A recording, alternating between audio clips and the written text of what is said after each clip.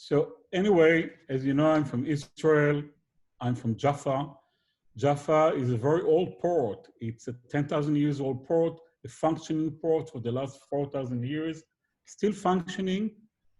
Today is, you know, entertainment and fishermen's port, but up to about, 50 years ago, anybody, or 100 years ago, anybody wants to come to Israel or Jerusalem had to go through this port.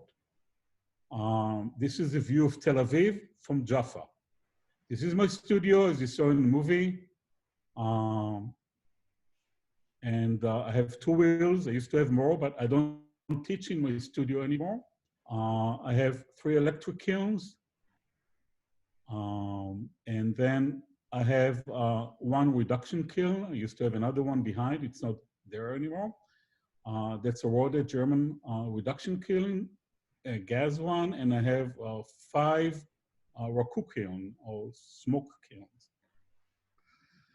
I'm going to explain to you at the end of this lecture, hopefully you'll understand everything about Terra Sigillata, but this is the process that I do. I start with a vessel on a wheel, decorated with masking tape, decorated with, in the middle picture, decorated with several layers of Terra Sigillata, biscuit, and then I smoke it. And the result is the one on the right. This is how it looks after bisque firing. And this is the final result. These are some boxes that I really like to do. Terra Sigillata. Well, I don't see my whole screen, but it's a very fine slip used in ancient time, pre-glaze. You can make Terra Sigillata of any clay. You mix it with water, the flatulency, and at the end of the process, you get the final particles of the clay, and this is what we call Terra Sigillata. We used to see Terra Sigillata in ancient times in Greece at 500 BC. This is a map of Europe, so you can see where the red dots are. You see where Terra Sigillata used to be used. So mainly in Italy, La Grafensilus here, it's in France, in Turkey, a little bit in Egypt, and in Tunisia. So this is where Terra Sigillata was popular. Just think we're talking about a time that there was no glaze. So we're talking about pre-glaze period. My way of doing Terra Sigillata is, Reka will record it. You don't have to copy it now, but I take 400 grams of clay, 2 grams of soda ash, 2 grams of sodium silicate, 1 liter of rainwater or distilled water.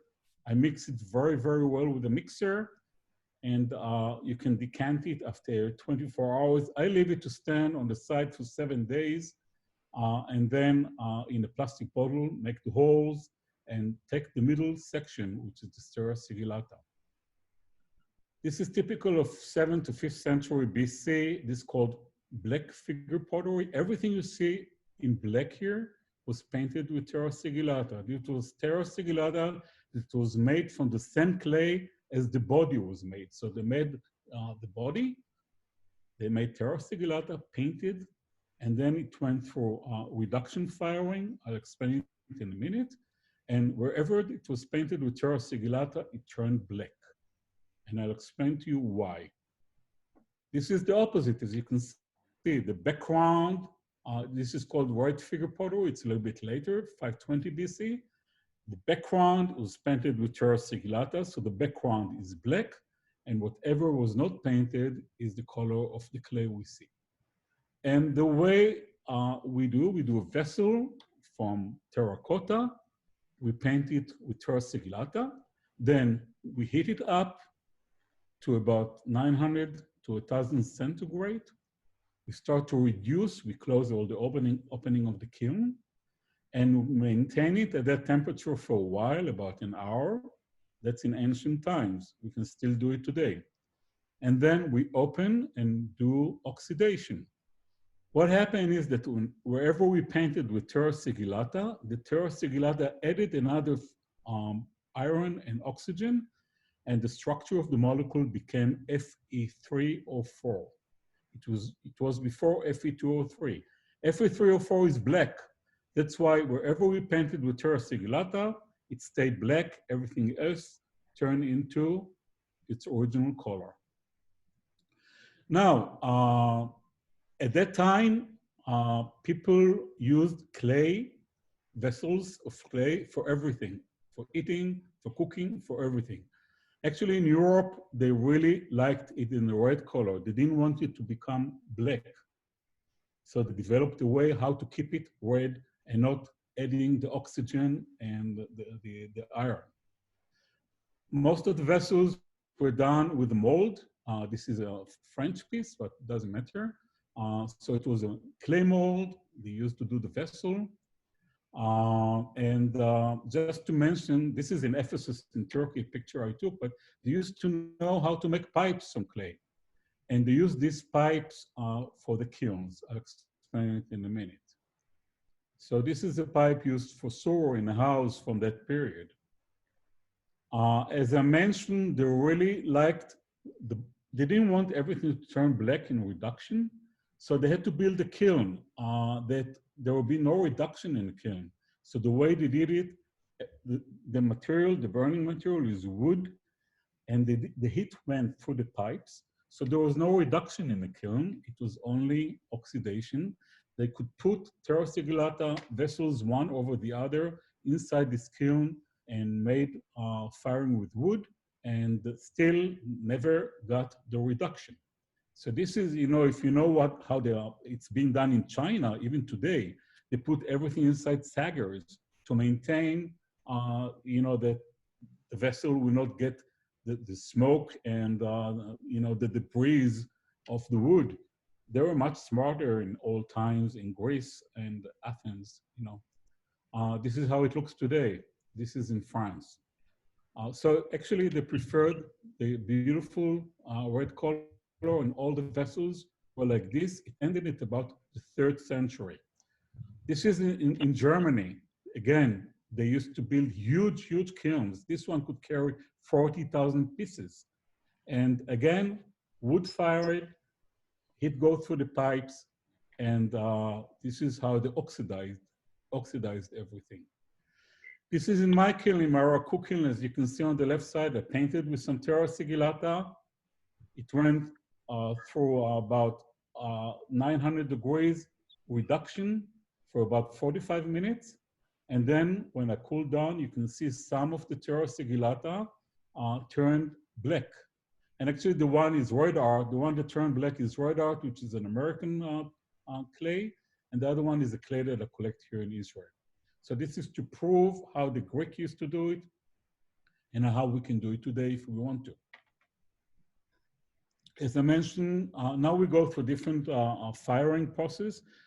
Basically, up to now, I've tried to explain to you how did the Greek people and the ancient Italian used to get the black color in the vessels. Sagar, as I mentioned, was done in China mainly, and they protected the vessels from getting the smoke and the gases and the breeze of the kiln. We use it on a different way. As you can see on the right side, we can have clay sagar, or we can have aluminum sagar. Those of you who were in my workshop in India, remember we did the one on the left, yes, which is aluminum sagars. The difference is that with aluminum sagars, we can fire only to up to 620 centigrade, because then the aluminum starts to disintegrate. With clay sagars, we can go up to 900, so we can get better results or different results. It's a matter of taste. So anyway, this one is my work. It's a sagar work made with clay sagars here in my studio in Tel Aviv. That's another one. And I use pine needles. I go to nature, collect pine needles, and the pine needles are the raw materials I put inside the sagars. Typically the sagars are just about 1.5 centimeters bigger than the vessel itself. And I stuff it with pine needles. I treat the pine needles with different materials. This is an exhibition that was at Biennale here in Israel just done a few years ago, 7 years ago. And this is the work. It's all sagar firing in a gas kiln in reduction, brought up to about 850 to 900 centigrade. The image that I put on top of it, I cut from copper, very thin copper. I cut it, I put it in the bisque process. The copper melts and melt into the terra sigillata and stays, and you can do different images with it. This is just the pine needles. I overcooked it. I left it too long in the firing, so it's really melted into the terra sigillata and became kind of glazed. This is how it was at the exhibition. Just with aluminum foil stuffed with sawdust. You can do it even in an electric kiln or any kiln. We did some like this in India when I was there. You can just smoke ball clay terra sigillata. So some of it is black, some of it is white.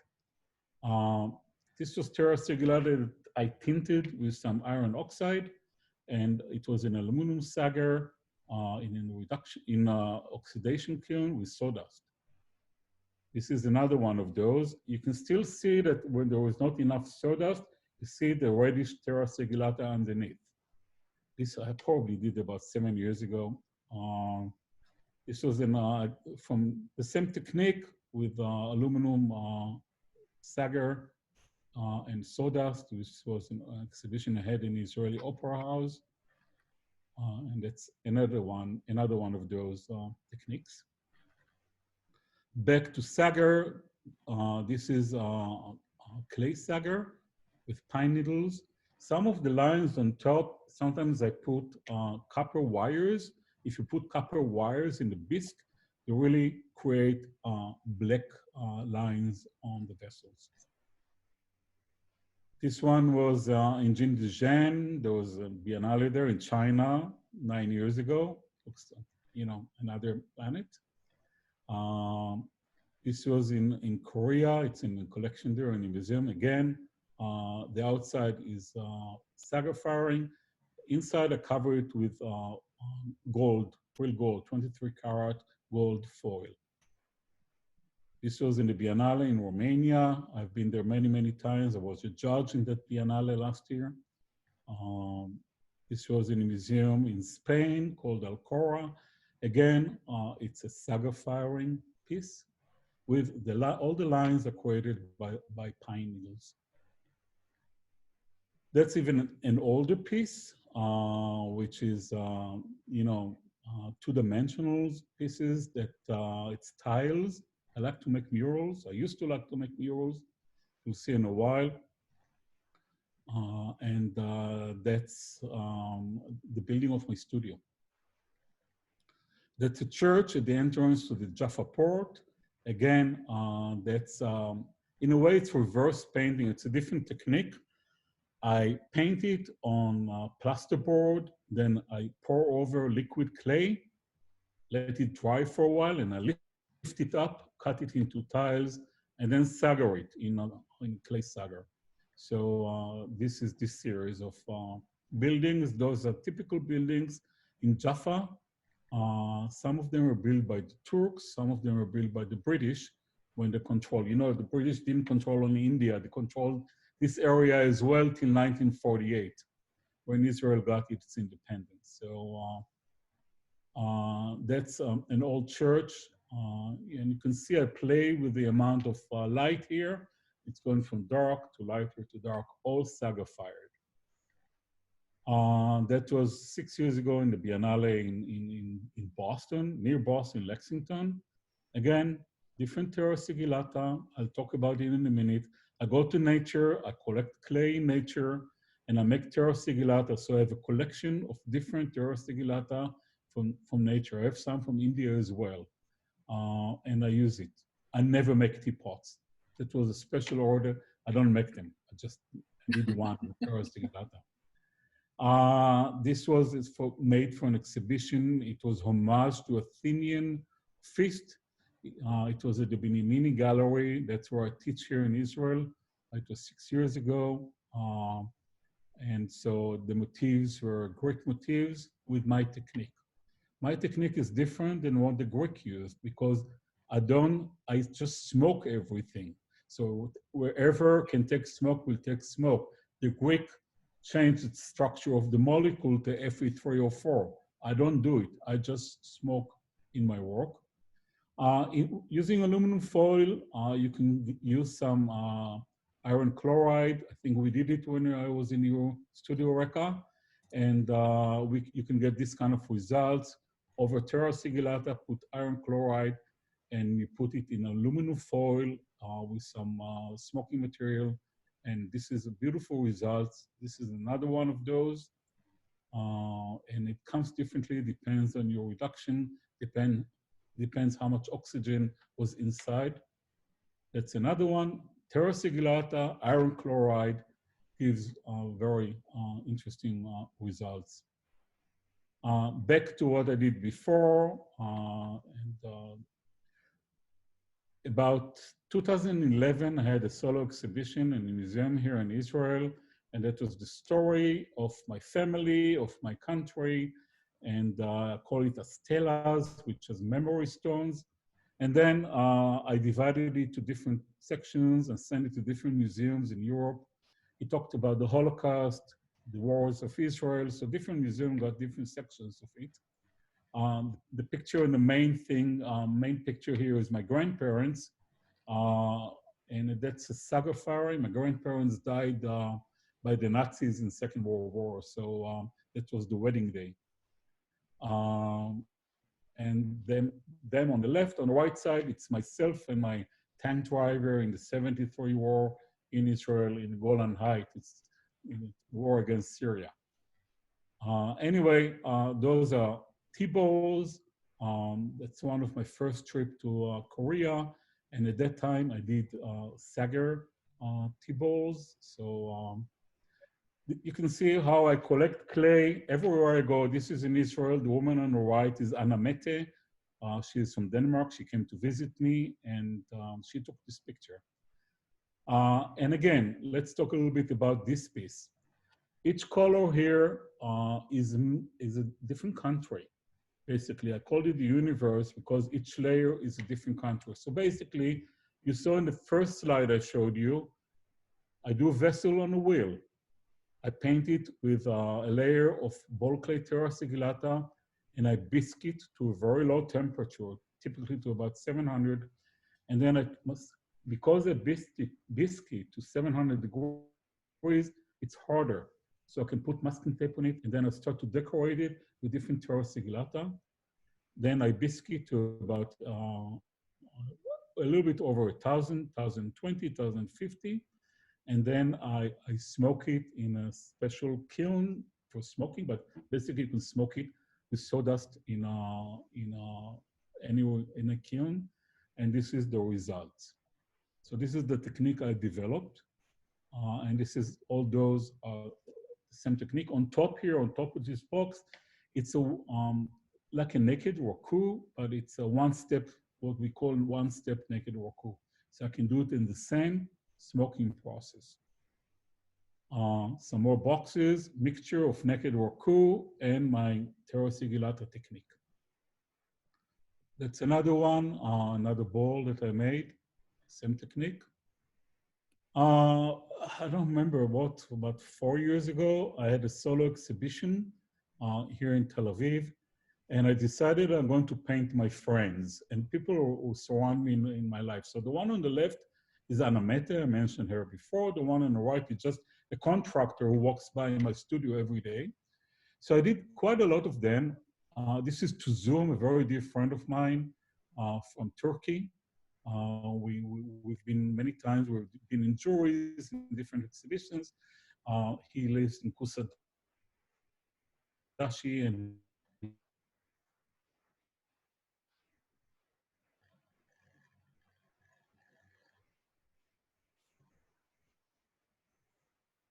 he makes at the Setepe University in Ankara. Just another ball, the same technique. many pterosigillitas from different parts of the world. Again, mixture of two techniques, the pterosigillata and one-step naked waku, like with Shamai, landscape. Yes, Shamai, a little louder, please.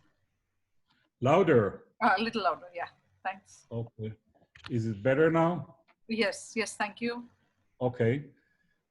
So again, this is a combination of pterosigillata and naked waku, one-step naked waku, done in the same firing. As I mentioned before, I like to make murals. This is a mural I made for the city of Tel Aviv. And it's installed on one of the main streets of Tel Aviv, of this high school. And I made it because it's a Muslim Christian high school. And it was very, very important for me. It's the first high school the city of Tel Aviv ever built for Muslims and Christians. So I was invited to do the front of the building.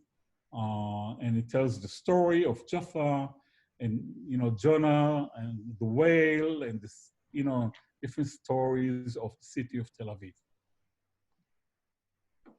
4 years ago, I was in Barcelona in residency, and we were asked to do a mural. So we're I think 11 people. We did a mural, and it's installed in front at the entrance of a clay factory called SE2.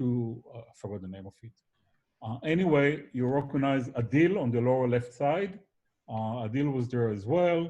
And this is how this mural looked. Again, it was involvement of making a mural. That's, again, back to Terra Sigillata. That's the Biennale, not the Biennale 4 years ago in Israel, the surrounding Biennale. We have another one now that was supposed to open 2 months ago, but it didn't open. We're waiting for better days. So the museum will open. Museums are not open yet. Again, 4 years ago, I had a solo exhibition. It was called Personal Seals. And this is I called it the Carmel Mountain. I was born in the Carmel Mountain in a city called Haifa. So I created, it's quite large installation. And as you remember, this is the Carmel Mountain and my friends that I painted, that I told you before. And I have many, many, many people in my life that are painted like this on big clay units like this. That was my solo exhibition 3 years ago in Tel Aviv, a year after the other one. And those are 108 masks of myself and my family. And each one of them is made in a different alternative fire technique. You can see some is naked waku, some terra sigillata, some smoked, some are with gold leaf, over smoking. So each one, some with iron chloride, the reddish ones. So, and it's a mask of my face, it's reverse. But when you stand far away, it looks like it's coming out to you. So it's a reverse mask of my face. And again, I showed some of the previous pieces I did in that exhibition. This was the last Cluj Biennale. I participated as a participant. The last one after that, I was one of the judges, sorry. And this piece is, again, made out of terra sigillata that I collected in different countries. And I think it's for sale. It was not sold. I took it from there, and it's in the gallery in America now. So if anybody wants to buy it, you're welcome to contact the gallery. Plinth Gallery is one of the galleries that represents me in America, in Denver. I had a solo exhibition there 2 years ago. So I made these large tiles and different work, very typical. All of the work there was terra sigillata work. That's what he wanted. And some of this one was sold, I think. So most of the work has been sold already. This one was last year in Last and Sika in Minneapolis. I had an exhibition there, and it's still in the collection of this gallery. I think those one of them is sold, one of them is still available. Oh, Shamai, louder, please. Sorry, this was in the last ISC exhibition in Taipei, in Taiwan, 2 years ago. We're supposed to have another one right now in this July. It got canceled. So this is called circular movement, and it's there at the museum in Taipei. This was an exhibition a few months ago here in Israel, and again, different. It's large tiles, and it's all painted with different kind of terra sigillata, all smoke fired. This was a homage to a Chinese painter that I saw in a museum in Taipei. So I made these two tiles, and you know, looked at his painting, and his name was Kai, and I painted these with terra sigillata. Here you can see the one on the top right side is with iron chloride. And then sometimes I use soluble salts.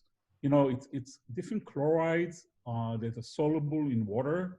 You can decorate it over terra sigillata and smoke it or not smoke it.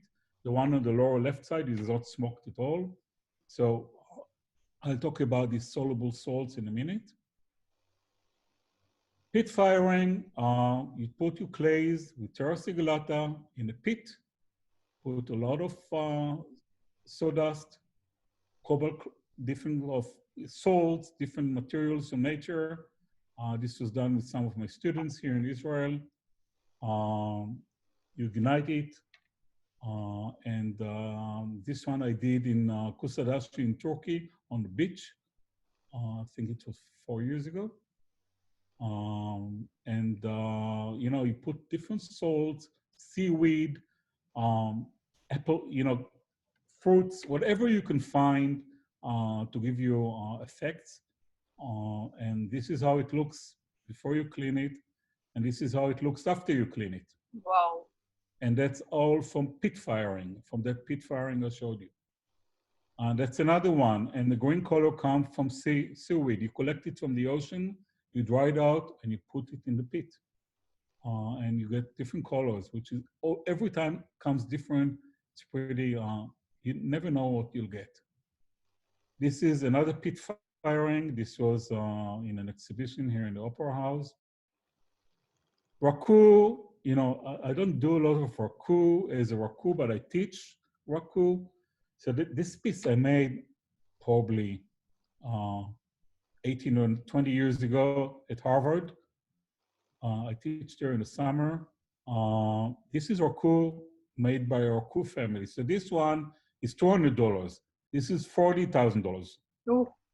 This is by raku family. This is from Japan, from the Raku Museum in Kyoto. That's another one, probably $50,000 or $60,000. So this is real raku. The raku we talk about is a variation. So this raku is not a real raku, nothing to do, it's just the name. This is raku that is developed in America based on a little bit concept of the raku of the Chinese raku. That was from an exhibition that nobody wanted to give the how to make the glaze. So I got really upset, and I put this, you know, the glaze on the cover just so everybody can know the recipe of the glaze and I can use it. It's called gold raku. So everybody in Israel is calling it now Shamai gold raku and using it. So you're welcome to use it without calling it Shamai. Anyway, this is a typical raku, you know, American raku, nothing to do with the Japanese raku, not even close. Horsehair raku, you put it in, take it out very, very hot. You take horsehair, and you put it over, and the horsehair makes these black lines. Naked raku, again, I don't do a lot of naked raku, but I teach it sometimes. So this is one of my pieces with naked raku. You know, you put a slip, over the slip you put glaze, you go through, you put it in a raku kiln, bring it up to about 950,000 degrees, take it out, put it in a box full of sawdust and seal it, and then you take off the glaze, and this is what comes out, and that was over ball clay terra sigillata.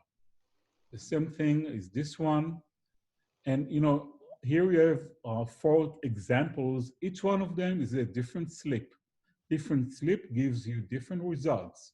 So the lines are different, and it's again the process is naked raku. Milk firing. I started milk firing, doing it probably 20 years ago at Harvard, and we used to do it by using firing it with newspapers. But I'll show you now. I don't do it like that anymore. But anyway, you take low-fat milk, 1% milk, and you decorate your work with it. And this is the results. You can do it with milk, you can do it with an egg yolk, and this was done in electric kiln. So you decorate with milk, or you decorate with egg yolk, you put it in electric kiln, or fire it with newspapers. And this is done after the piece was bisqued, and this is what you get.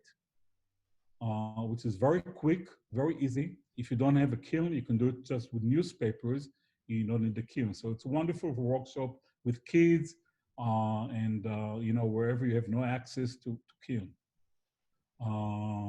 And you fire it to about 250 centigrade in electric kiln. If you fire it with newspapers firing is about 200 degrees as well. This is how I do it with newspapers. This was done in Turkey. This was at the Setepe University. So you can see I take newspaper, cut it to very thin pieces, so I can control the amount of newspaper I put in the firing. And this is the result of what I did in Turkey, for example. This is one example. This is another example. It's painted with terra sigillata and fired with newspapers and milk, of course. This is another example of I put masking tape here, very thin masking tape. After I put the masking tape, I put the milk, I fire it with newspapers and take off the masking tape. The masking tape doesn't burn. It's not high enough to burn it. That was done in Barcelona. This is Steve Hilton, a very dear friend of mine. And this was done with me, and if anybody know Alberto Bustos? Yes. Yes. Alberto is a dear friend of mine. So we did this residency together in Barcelona. And what I did 11 pieces on a wheel, and Adil was one of them too. And I gave each one of them my piece, and they had to finish it their way. And then we fired it with milk. So the one on the right is mine. The one on the left is from somebody else. This is how the tape is being taken off. This is my piece. This is Robert. Nice. You know him very well. I don't Yes. know if other people know Robert. He's an American dear friend of mine. And you can see, I don't remember which piece is Adil. It's somewhere there, one of those. So Robert, Alberto on the bottom, mine, and so on. So everything, all those pieces were fired with milk, with newspapers.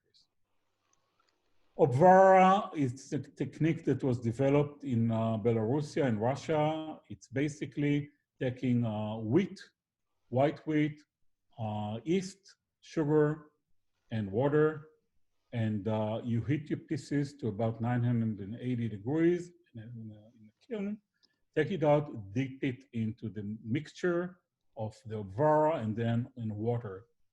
And this is typical Obvara. This is about, again, I just teach it. I don't do it for myself, but when I teach it, I do 2 or 3 pieces of my work. So this is my work in Obvara. And it's very, very typical of this Obvara technique that was developed in Belarusia in the 19th century. They didn't have money for glaze, so they needed to finish and seal the cookware. So they used, whatever was available, which was, how they made bread. So they took the liquid of the bread and dipped the work in it, and this is how they sealed. This is work of my students.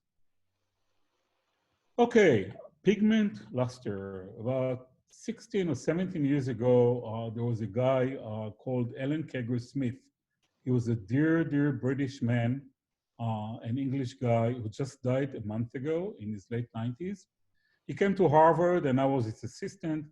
And he revived this Egyptian 6th century technique. It was called luster. This is the original luster, not commercial luster you buy today, gold. And you basically paint uh, soluble metals mixed with clay over alkaline glaze. So this is my work. I did few pieces for an exhibition, for my last solo exhibition in Tel Aviv, 3 years ago. So this is typical of the work, and it was in honor of Alan, who was a very, very dear friend. So this is the original luster that was made before the commercial luster was available. There are few people around the world who still do that. This is another example of that technique.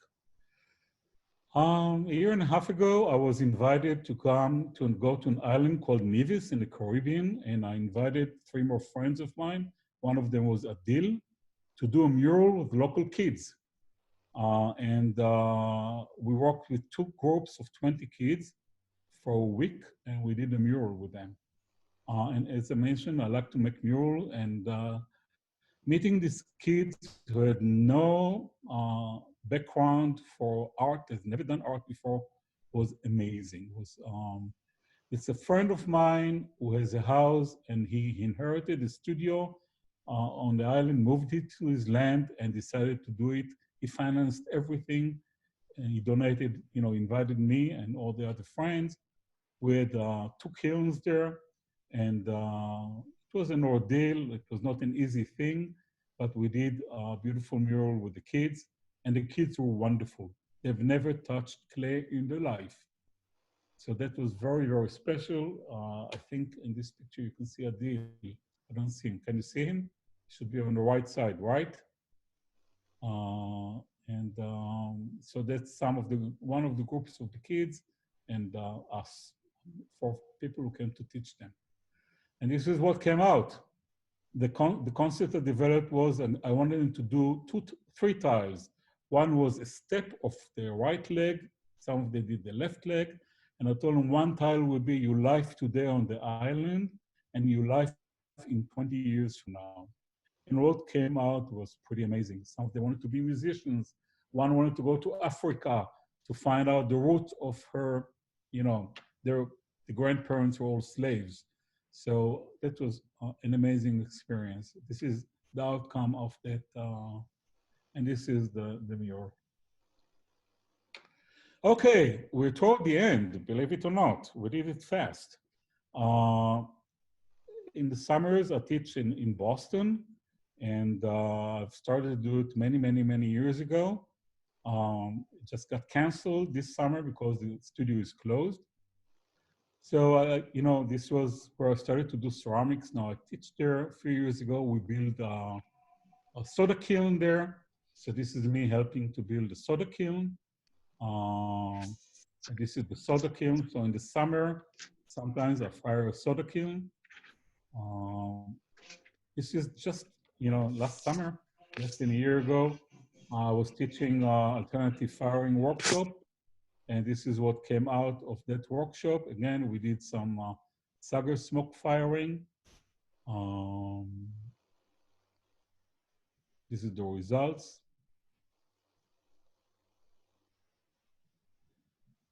The one on the left, I did in your studio, Reka. Yeah, 2 years ago beautiful when piece. I was, and then ArtX is a very important organization, which I'm a member.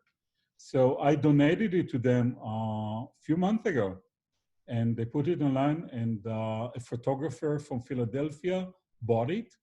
He fell in love with it, and then he contacted me, and he bought a big piece that I made in China just 4 months ago. So that was good. It was a great donation, and out of this donation, he bought some of my work. The one on the right side is an exhibition that's supposed to be open now, but it's not, at the Setepe University in Ankara.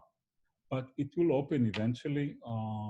And this is just some pieces that I did in Anagama here in Israel.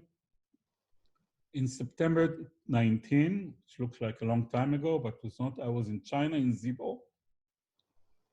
I was invited to residency and we did wood firing. This is one of the pieces from this wood firing.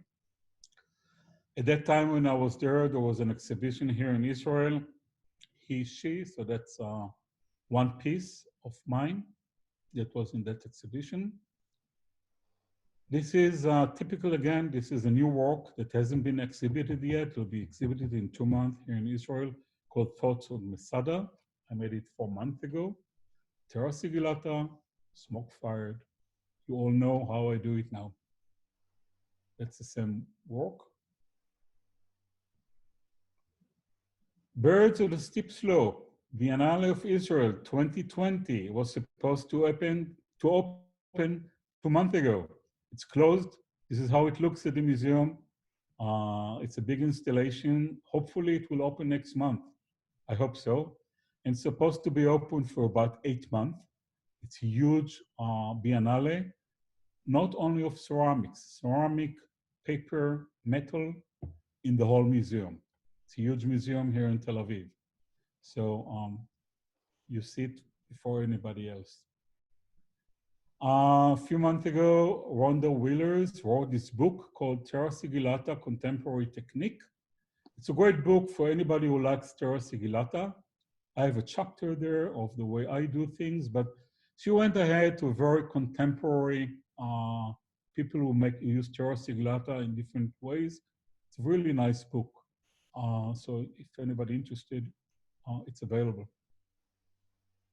As I mentioned, I just 3 months ago, I came back from China. I was there at the edge when the epidemic started. I was there for 5 weeks in a residency. And the theme of my residency was Janus. Janus is a Greek god, not Greek, sorry, Roman god of 2 faces. It's a god of beginning, of ending, of new beginning, which is perfect for the time we're in.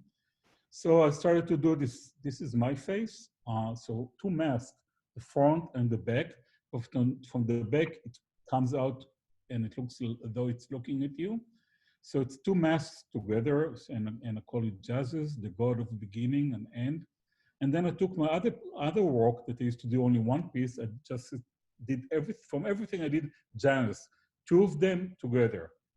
Everything done with in a reduction kiln with high firing glazes. You know, they had about 3 glazes and that's it. So that's the work I did there. And these pieces I could take. The deal was that I'll make as many pieces as I want. Half of them will stay there at the museum. Half of them I can take with me. So I took third with me, you know, whatever fit in 2 suitcases. At least it's a great memory, and I continue to do it in my own studio. That's another piece that I made there. The top piece is with celadon, very light, but it's a little bit greenish. That's another piece I did there. We're almost at the end. And that's a model that I'm doing for an exhibition that's supposed to be here in Israel in 2 months. And I just started to work on it. So, you know, I feel like everything is cracking around us. The world is cracking. So I took Terra Sigillata and I put porcelain over it. And when you put porcelain over Terra Sigillata and fire it high, it cracks because, you know, it shrinks differently. So this is just a maquette. It's going to be a very big work, much bigger than this, probably 1.5 meters by 1.5 meters or something like this.